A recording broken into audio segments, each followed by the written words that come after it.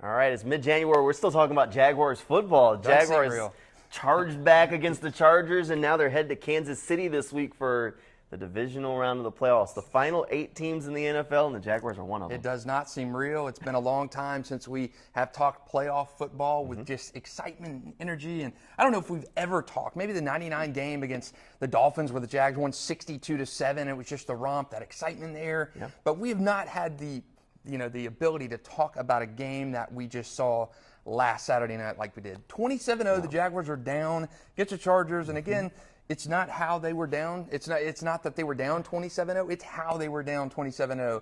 Your generational quarterback, Trevor Lawrence, playing awful. 4 first-half interceptions, tying all kinds of dubious marks and making his appearance on the wrong side of the history books. Right. 5 turnovers in the first half for the Jaguars. 5. You're -5, and that's how you end the game, -5. Defense got no takeaways in that game, and somehow we're still standing here today talking about a 31-30 win over the Chargers. Jamal, you and I were sitting next together in the press box. Yeah. After the game, we're talking, how does this even happen? I was at a loss for words, and I very rarely don't have something to say.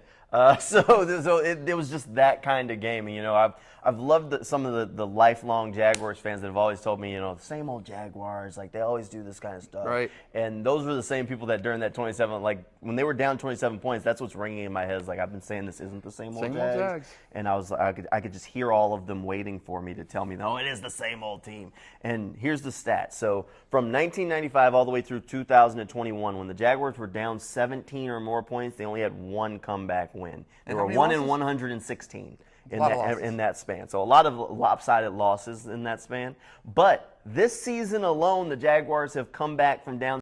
It's never happened. And again, to break that down even more, those 3 wins have all come since almost the midway point of the season. Yeah. So you're not talking about 3 wins over 17, 18 games. You're talking about 3 wins in about a span of 7 or 8 games. Right. It has been remarkable. The last 5 home games all been comebacks. It's unbelievable. You're down 10-0 against the Titans in a must-win AFC South championship matchup 2 weeks ago. You come back and win 20-16. You're down 27-0 in the blink of an eye against the Chargers with Trevor Lawrence throwing picks. He had 1 point. He had more completions to the Chargers than he had to his own team.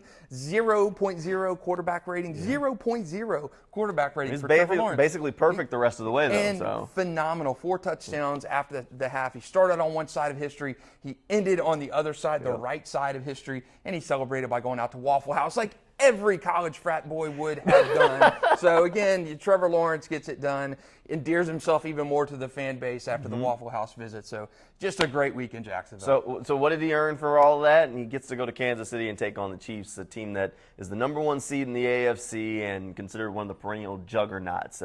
Jaguars and Chiefs played earlier this season. Jaguars lost by 10 in the first matchup, and they had a lot that went their way to only lose by 10. They had 3 turnovers, recovered an onside kick to start the game, and still never really were in the football game. So now they have the task this week of trying to have a better outing than they had the first go-around. It's going to be a challenge, but it actually is one that I don't feel terrible about. The question is, can the Jaguars pick up where they left off last week? And that's tough. Jamal said on our News for Jags podcast that he actually liked, and this was before they completed that comeback over the Chargers, he liked their chances against the Chiefs more than you did the Bills. And, again, that first game in Kansas City, they had to have a lot of things go right to stay in that game and to lose only by 10. And really, if you're talking the Jags now, you're talking about Jags now in that Week 10 game, you probably win that game against Kansas City if the circumstances were different with this Jaguars team. You've won 6 straight. Again, Kansas City, Arrowhead, playoff football, Andy Reid, Doug Peterson, Patrick Mahomes, already an NFL MVP, could add another to his case this year. Sure. It's a different team, Jacksonville, at this point in the season. You have to be if you're in the playoffs. But after that KC game, Doug Peterson had the bye week in front of him and a 7-game schedule ahead. And again, he made his prophetic crystal ball remarks at that point. He told the team, your season is still in front of you. We have a chance to still make some noise. Trevor Lawrence kind of parroted that line and said, hey, we still have a 7-game season in front of us. We still have chances to do something with this season. I don't think you or I or any Jaguars fan expected the season to play out like it did, but nonetheless, I mean, 27-17, you lost there first time. You didn't play the best game. You settled for field goals instead of touchdowns. You're not going to beat Patrick Mahomes in Kansas City by kicking field goals, and you've got to go up and you got to keep that same momentum that we saw in the second half of the Chargers game to have any shot of beating Patrick Mahomes and Andy Reid in Kansas City. I mean, Doug Peterson is an Andy Reid pupil. He coached under Andy Reid. He played for Andy Reid. So can you win that first game against your mentor? You're 0-2 against Andy Reid all time. And again, he's kind of become that coaching, the guy in the window that everybody looks up to, Andy Reid. So you've got to beat your mentor. You got to do it in Kansas City against Patrick Mahomes. You're a 9-point underdog going up there. But again, are you betting against the Jaguars at this point? Hey, look, the bad news is Doug Peterson's never beat the Chiefs. The bad news is the Jaguars haven't beat the Chiefs since like 2009. The good news is Trevor Lawrence has never lost on a Saturday. So there's the stat for you. In high school, he lost 2 games, weren't on Saturdays. In college, lost 2 games, weren't on Saturdays. And we've seen what he's done on Saturday here this season. Right. Trevor Lawrence never lost a game on a Saturday, so do you want to go with Trevor Lawrence or do you want to go with the history of Doug Peterson against the Chiefs? One way or another, that's how you decide who's going to win the game. Right now, I'm siding with Trevor. Look, clearly he's got that Saturday night fever, whatever you want to call it. It just works. It does, but again, playoff football, Kansas City. Again, I picked against the Jaguars last week. I called 24-17 Chargers win, and for about 25 minutes, I'm elbowing Jamal and saying, who's got this win now? And Jamal at the end of the game, he could have stood up and jumped off his chair and laughed at me, but he did not. So again, I don't know how you can pick against the Jaguars at this point, and the momentum says something. The momentum in these playoffs says something, and Jacksonville's won 6 in a row, and the way they've done it has been remarkable in a kind of an assortment of ways. But 6 in a row, you've knocked off issues and Giants in that time, beaten Titans in Nashville for the first time since 2013, the biggest comeback in franchise history. Sure. I mean, the 3 wins in the second half of the late first half and second half of the season when you're trailing by 17 points. There have been so many Giants that the Jaguars and Trevor Lawrence have slain over these last about 8, 9, 10 games that, I mean, it's Patrick Mahomes, Andy Reid, Kansas City, the legacy up there. But again, I learned my lesson last week. So Kansas City, it's going to be a tough road. But again, I think they can do it. I think they can go up there and beat the Chiefs. Yeah, it's going to be a tough game, but it's not an impossible game. Look, the Chiefs don't have Tyreek Hill anymore. Travis Kelce is still a juggernaut. Patrick Mahomes is still a juggernaut. They're still going to score points, but they're not the indestructible Chiefs that I think a lot of people think of them as. Like when I look at this game, I say I'll give the Chiefs the edge on offense, but I'd give the Jaguars the edge on defense. So then you say, okay, well, the best on the best. Can the Jaguars defense slow down Pat Mahomes and that Chiefs offense at all? I don't know. It's going to be tough. I mean, they didn't just get completely slaughtered the first go around. So if that is a thing, then they at least have taken a step in the right direction. The good news is the Jaguars saw the Chiefs' best shot. Right. You saw them at full strength, full health pretty much, and saw what they had for you and what they wanted to do. The Chiefs, on the other hand, did not see the Jaguars before the light switch kind of went on. They saw the Jaguars as they were kind of still like fumbling through the season, trying to figure out like, how do we play 4 quarters? What do we do to win games? So the light switch went on after the bye week. The light switch went on after they lost to the Lions. The Chiefs haven't seen, these aren't the same teams. And that was like the very glimmer of hope with Trevor Lawrence after, because he always talks about the Broncos game in London as being the moment that kind of changed him. And that Chiefs game wasn't long after that. Right. And I remember watching that Chiefs game and just being like, yeah, he threw the ball away instead of throwing an interception in the red zone as like a positive. And I was like, yeah, that's something.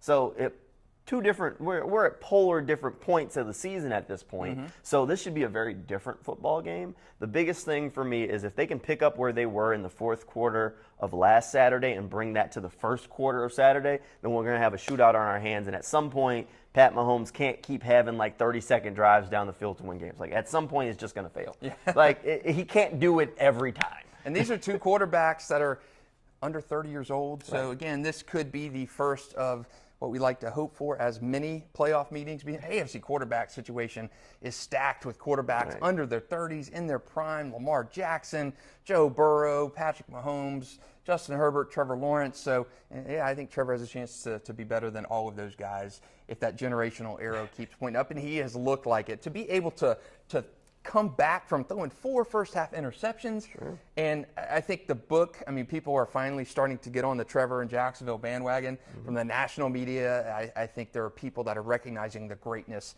of Trevor Lawrence, and at nowhere better was it on display than last Saturday night. And hopefully he's not in a situation like that again. Trevor even said after the game, I hope we don't have to do this again. Marvin Jones said after the game, typical us. Christian Kirk, when I asked him about Marvin's statement, he said, I hope we never get in a situation like that again. And, even in Doug's press conference yesterday, he was asked, Dewey said, Andrew Wingard said, that's a lot easier for us to play from behind in big deficits like that. And Doug said, no, absolutely not. It is never easy to play from behind in a deficit like that. As a coach, you want to be ahead in games.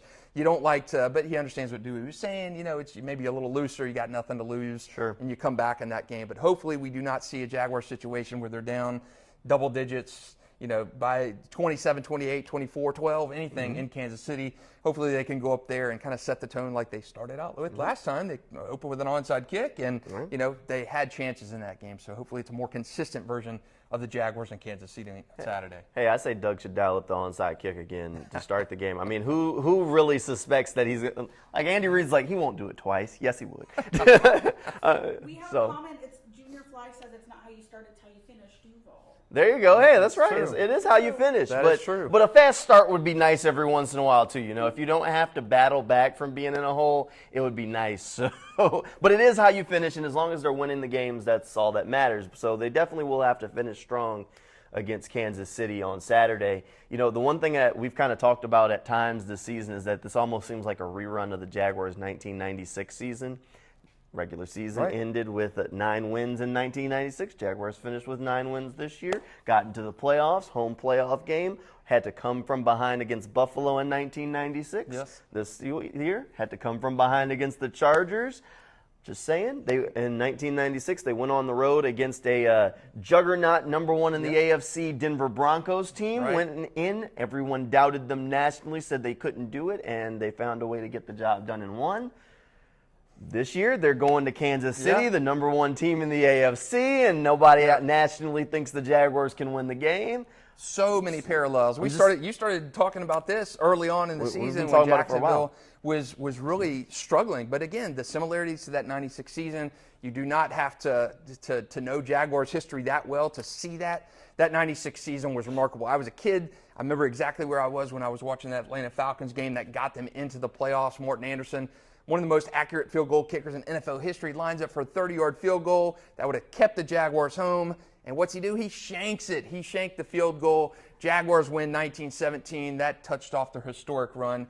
We didn't have that big of a gaffe this week unless you're talking about the Josh Dobbs fumble where, Rayshon Jenkins knocked it loose, Josh Allen. Maybe that was it. But, again, there's so many similarities to 96 and now. That same excitement, that passion, that fan base was so energized. You were out last week at the Slab pretty much all day. Saw those fans. That fan base is so jacked up. People are so sick and tired of the losing, and they are finally having something to celebrate, and it is worth celebrating. Fans deserve it. This city deserves it. I know Trevor's mentioned that he felt bad for the fans with all these close losses. Fans spend their hard-earned money to go to Jaguars games, and he respected that, and he wanted to give them something to cheer for. And, man, they have given Jacksonville, the entire city, something to be proud of, something to cheer for, and it's still going. Even Jalen Ramsey saw it last week. He tweeted during the game that he loved Jacksonville. Then he deleted the tweet. But he tweeted it, and that's what counts. Do we make a run at Jalen in the offseason? I'm kidding. Don't even start that. It's so funny. The Jalen Ramsey tweets, he's so excited. People around the NFL, from the media to players, are so pumped up. And Trevor Lawrence is 23 years old.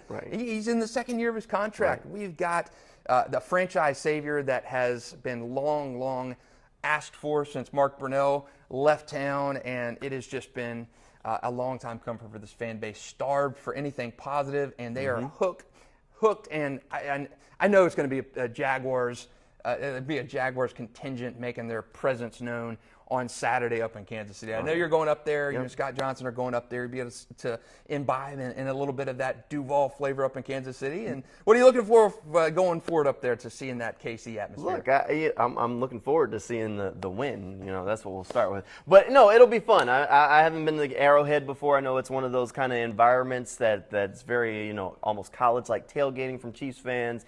And, look, the Jaguars have kind of branded themselves as villains at times, so they want to go and kind of be the party crashers this week. I think it's going to be a very good game, so it should be fun.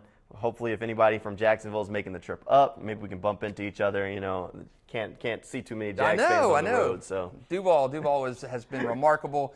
Again, if you missed out on the game, the Chargers game, I'm sure there's going to be party atmospheres going around town on Saturday around here if you're not making the trip up to Kansas City. So it's so exciting to see that excitement air at gas stations. You're going filling up and you're hearing Duval in the crowd, and at Publix you're hearing fans talk about the Jaguars, and just it's so reminiscent of '96 to me, of that season in '99 where that playoff the Dolphins win 62-7. Just that excitement, and there's nothing that unites a city more than when the NFL team in the city is doing well. And I've seen it so many times in Jacksonville where it just unites a city. I don't think anything will top '96. But I think this year, if this run keeps going and bleeds into next year, is going to it's going to be close, because that fan base is so electric and excited. And again, I mean, this is not something I think that dies off after this year. No. There's a young team. I think this team is on the incline, and I think this is going to be something we're talking about at this exact same time next year. Hey, let's make it an annual tradition to be talking Jaguars still in the middle of the month of January. That'd be a good thing. Yes. That'd be a good thing. Hey, if you can't get enough Jaguars coverage this week, head over to newsforjax.com. We'll have plenty of stuff. New News for Jax podcast also going out a little bit later on. That'll be on News for Jax Plus app, newsforjax.com, and anywhere that you get your podcast. Hey, thanks for hanging out with us for a little bit, and we'll see you next time. Doop, doop, doop, doop, doop.